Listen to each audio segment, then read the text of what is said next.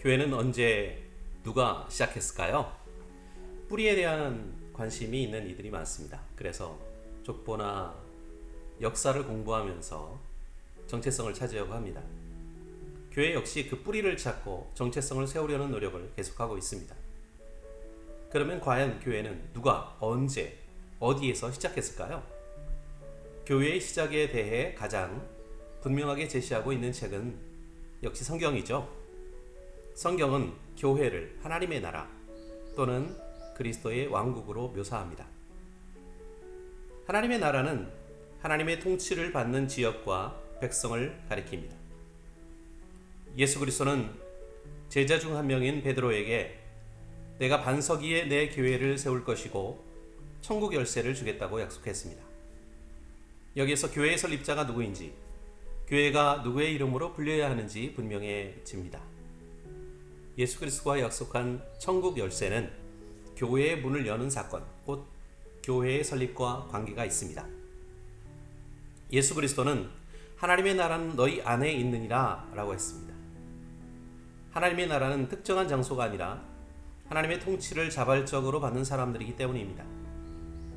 하나님의 백성은 어둠의 통치를 받다 하나님의 통치를 받음으로 빛의 나라로 옮겨진 사람들입니다.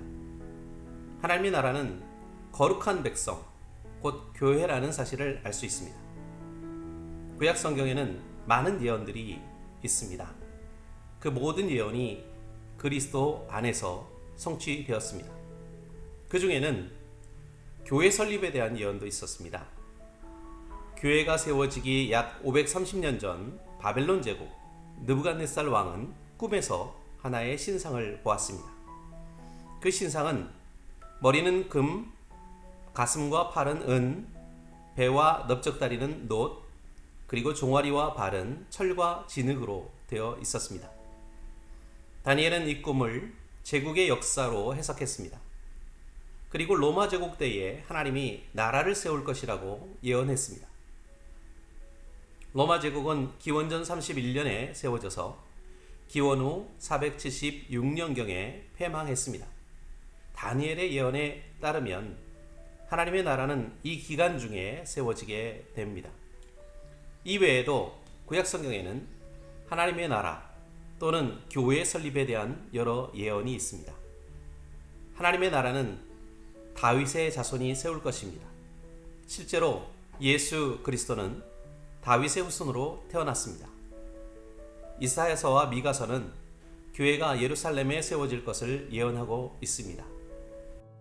말일에 여호와의 전에 사니 모든 산꼭대기에 굳게 설 것이요 모든 작은 산 위에 뛰어나리니 만방이 그리로 모여들 것이라. 많은 백성이 가며 이르기를 오라 우리가 여호와의 산에 오르며 야곱의 하나님의 전에 이르자. 그가 그 도로 우리에게 가르치실 것이라. 우리가 그 길로 행하리라 하리니 이는 율법이 시온에서부터 나올 것이요 여호와의 말씀이 예루살렘에서부터 나올 것임이니라.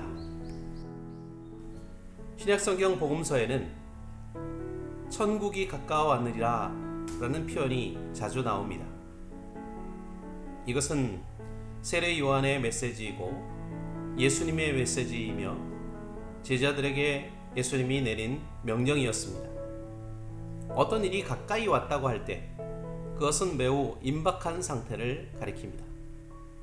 예수 그리스도는 당시 살아있는 사람들 중에 죽기 전에 하나님의 나라가 권능으로 임하는 것을 볼 자들도 있다고 했습니다. 베드로가 예수를 그리스도와 살아계신 하나님의 아들로 고백한 그때는 교회의 설립이 아직 미래의 사건이었습니다. 그런데 사도행전을 기록한 누가는 온 교회와 이 일을 듣는 사람이 다 크게 두려워했다고 기록함으로써 교회가 이미 존재하고 있음을 암시하고 있습니다.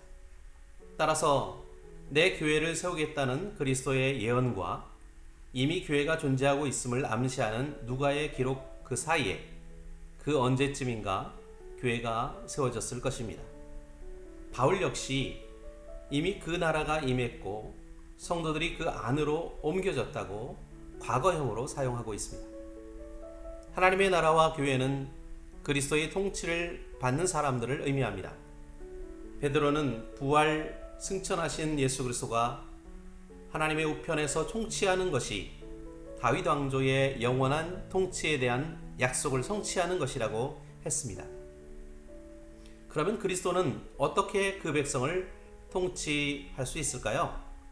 통치를 위해서는 법과 명령, 권위가 필요합니다. 성령으로 충만한 사도들은 십자가에 달려 죽으시고 부활하신 그리스도를 권위 있게 전합니다. 성령과 하나님의 나라는 매우 밀접한 관계가 있습니다. 물과 성령으로 거듭나지 않으면 누구든지 하나님의 나라에 들어갈 수 없다고 했습니다. 하나님의 나라는 곧 성령 안에서 누리는 평강과 희락이라고 했습니다. 성령 강림의 약속이 성취되는 그 시점은 주님이 죽으시고 부활하신 날로부터 50일째 되는 날이었습니다. 제자들은 예루살렘에 모여서 주님의 명령을 따라 성령의 강림을 기다리고 있었으며 그곳에 모여있던 사람들은 성령 강림을 목격했습니다. 당시 베드로를 통해서 복음을 듣고 믿은 3,000명의 사람들은 예수를 그리스도와 하나님의 아들로 고백하고 세례를 받았습니다. 그들은 사도들이 전한 예수 그리스도의 말씀의 권위에 복종했고 성령을 받음으로 그리스도의 통치권 안으로 들어간 것입니다. 이렇게 그들은 처음으로 교회에 더해지게 되었습니다. 따라서 교회의 기원과 설립 시기, 설립자에 대한 이러한 성경의 증언은 그리스도의 교회의 정체성을 식별할 수 있는 선명한 표지가 됩니다. 감사합니다.